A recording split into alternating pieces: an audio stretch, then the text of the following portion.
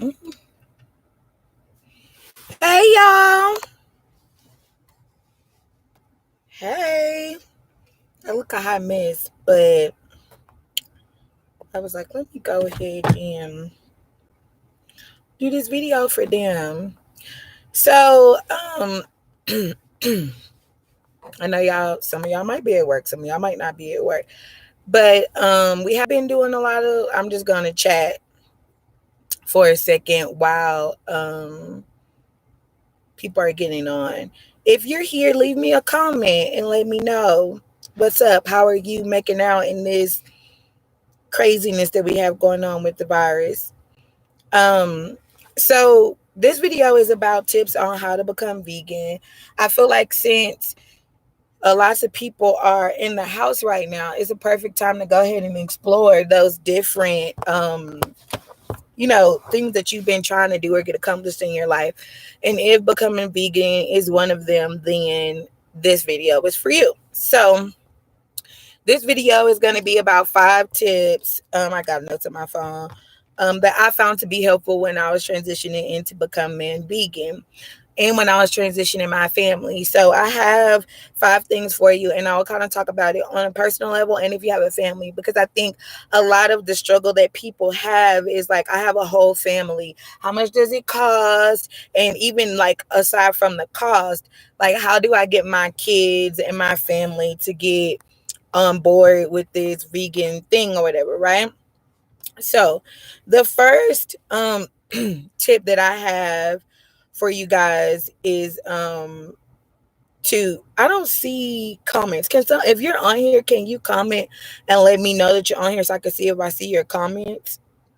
And if I don't say anything, it's because I didn't see your comments. And if you could Instagram me or something and tell me that you don't see me. Anyway, so the first thing that oh, well, let me say this first.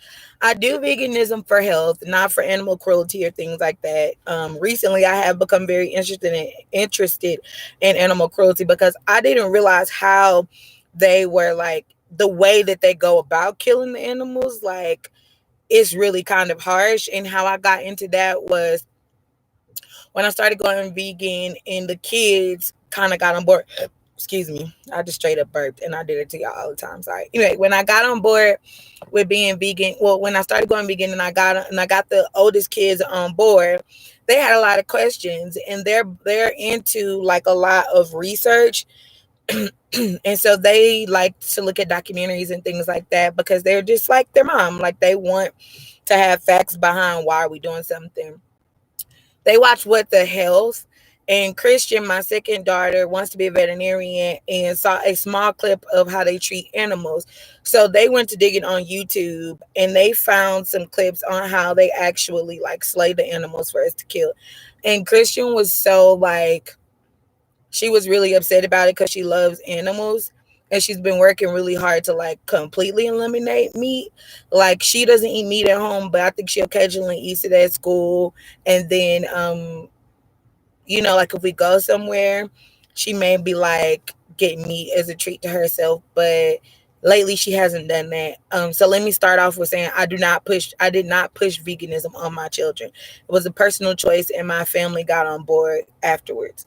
So the first tip that I'm going to give you is number one, do it gradually. Like some people might do it cold turkey. I don't know, depending on like if you watch some of those animal cruelty videos, it may make you want a cold turkey because it's really, really harsh. And like I have tough skin, but it's really, really harsh. The lighting is probably bad, y'all. I'm sorry, I'm in my car. So what do I mean by do it gradually? What I mean by do it gradually is I didn't just like pop up and say like I want to be vegan. It was a goal of mine to become vegan by 2020. And so what I did was I started out in 2019 and I don't even remember what month, but I started off where I didn't eat we stopped completely eating red meat. We went like took all of our ground meats out and everything. And we went from there and then we went to only eating chicken. And I mean, we went from that to only chicken and fish. Then we went to just fish. And then we went to vegetarian. And then we went to vegan. And the reason why I say do that is because if you just cold turkey do it, it's going to be really hard to sustain. By doing that, it brings me to another one of my pointers, and that is find substitutes for things that you love. By gradually working yourself down, it gives you the opportunity to experiment things, and it makes the cost less because you could just add a thing in here or two in your grocery list. Like, for example, finding a good vegan sour cream, it took me like three different brands. So I would still get the regular sour cream because I love sour cream and I'm not living without sour cream, period. And so I would, buy my regular sour cream, but then I would also buy a vegan substitute and I would try the vegan substitute. And then we would eat them both. And then if I really liked it, then we would keep the same. So I had to do that a few times. But the bottom line is if you buy a whole bunch of different products at the same time, then it becomes less cost efficient. I did this over a course of a period of time, buying different types of sour cream. Like, I think that people should understand that the key in veganism is not to totally eliminate all the things that you love, but to find things that can kind of give you that same taste and flavor and texture so that you don't feel like you totally deprived yourself of something. So do it gradually. The second thing is a lot of people who are vegan and all about health are probably going to hate me for telling you this, but I think that it was a very good thing for us to use meat substitutes. And it sounds bad because a lot of those substitutes are saturated with soy. But let's be honest, a lot of the things that you eat on a non-vegan diet is saturated with soy. So if you want to actually gradually move yourself over using meat substitutes, it's better for the mental like process because you're used to eating a meat, a vegetable, and a starch. So if you use a meat substitute, then your mind is not feeling like I'm only eating sides because that happens. You start feeling like you're only eating sides. And so in your mind, you're like, I'm not full because I'm only eating sides. I didn't have any protein.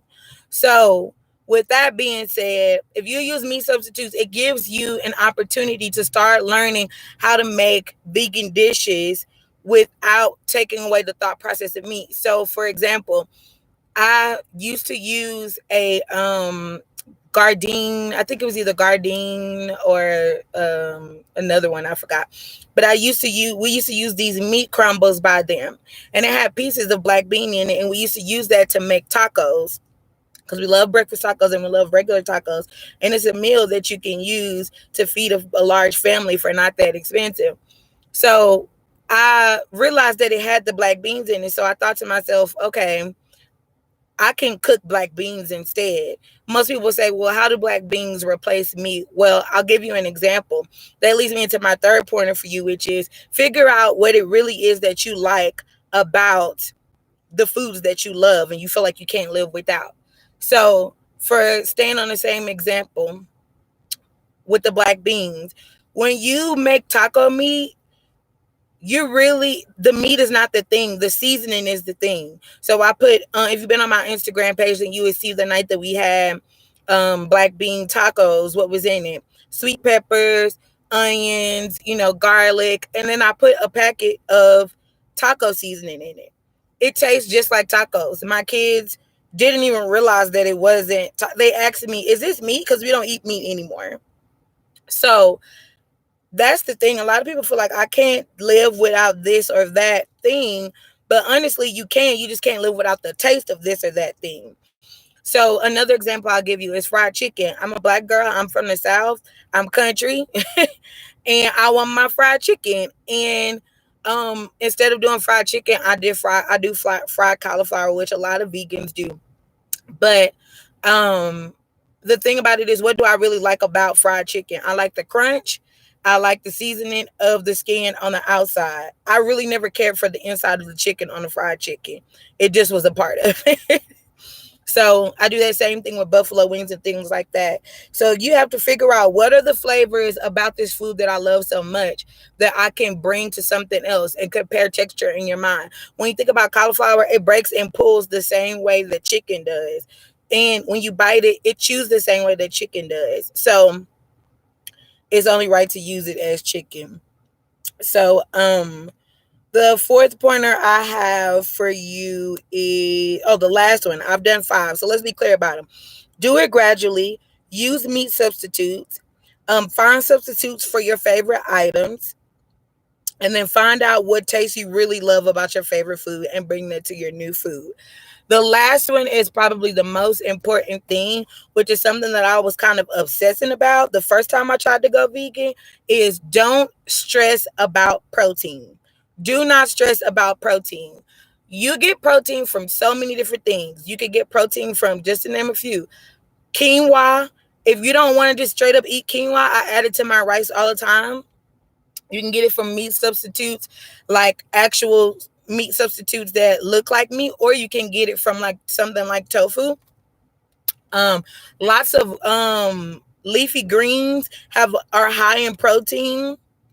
You can get it from nuts. Meat is not the only way to get protein, and I feel like we've been programmed to think that. So if you start stressing about not getting protein, it'll make you eat meat, because in your mind you'll think, oh, I'm this or I'm that or whatever, whatever. But you think like, oh, I'm feeling lightheaded because I'm not getting meat. Oh, I'm feeling, no, you're feeling lightheaded because you're not getting enough of what you need. And you need to focus more on the vitamins or the minerals that belong in your body that are naturally in fruits and vegetables. So that's my last pointer.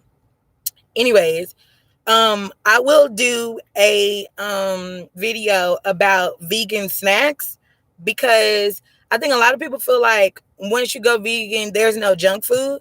Obviously, junk food isn't healthy, no matter if it's vegan or not. But I think that we all have to have something to indulge in. And there are lots of snacks that are vegan, junk food.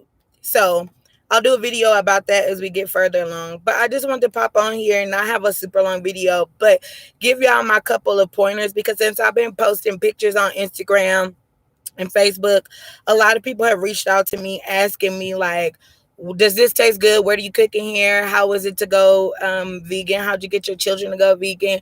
So for example, like, lots of people ask me about my children. That's a major thing with do it gradually, because for instance, for animal products like milk and things like that, for a long time I bought the regular milk, but then I would also bring almond milk, or I would bring coconut milk or different types of milk, so that they can figure out which milks that they actually liked, right? For my baby, she is going to be 2 in April, and she drinks almond milk. She prefers almond milk. People, your kids do not need cow's milk. That is a fib.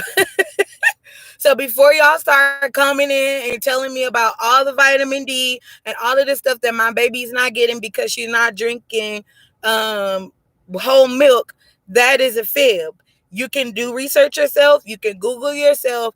Humans do not need cow's milk. That is a fib, okay? Just like when you breastfeed a child, that milk is for a baby, a cow's baby, not for humans. It doesn't even make logical sense. This is something that the food industry has tried to sell to us so that they could capitalize off of us in doing this. There are so many health issues connected to dairy. It is unreal. When you do your proper research on this thing, not just go to the FDA website, I'm talking about credible research from people who have done this. You have to look at more than one source. You will see that dairy and meat products are connected to so many horrible illnesses. So with my younger baby, trying to get her to get used to not drinking or indulging in animal products at a young age is much easier, because she hasn't been doing it for several years. But I will tell you this, we went to a checkup, and she's probably one of the most healthiest babies I've had. She has no respiratory issues. She has no issues. And a lot of these issues are connected to animal products if you see it, if you research it properly. I'll give you an example. My oldest daughter had horrible issues with her her bowel movements, like she could not go regularly. She had horrible issues with constipation, and the doctor kept on telling me, give her all of these over-the-counter drugs to soften her stool. And I know this probably sounds disgusting, but since we've gone vegan, she has not had any issues with her bowel movements. A lot of people are lactose intolerant and don't know it. Not everyone, but a lot of people, particularly African American people. Do your research, people. I'm not saying, meat is this horrible thing, but for me, I feel like, it's a much healthier option to not eat it if you can. So I'm not, bagging on anybody who isn't, who does eat meat or whatever, but this is just my opinion, and really not even my opinion. I've done about 2 years of research on being vegan, but it is a hard process for a country Southern girl. So it took me a while to get it done. Um, and just do your own research, because even things like sugar, they try to make you think that's what's attached to diabetes, and really the way that we have sugar is really the problem. But there's lots of other steps you have to take if you want to live a healthier lifestyle. Like, there's lots of processed things that they do to our foods that you don't realize that they're doing. To give you an example, like sugar and flour, they're all bleached. That is not how they actually look. So that's not good for you either. So, all these crazy cancers and stuff going around, a lot of it is connected to our food. But anyways, it has been nice talking to you guys. As usual, hit me up on Instagram at the Steamer Step Out. Or you can add us on Facebook at the Steamer Step Out. Or you can add us at Coco Shakey, PSHA_KEY on either one. So you guys have a great day in quarantine. Bye-bye.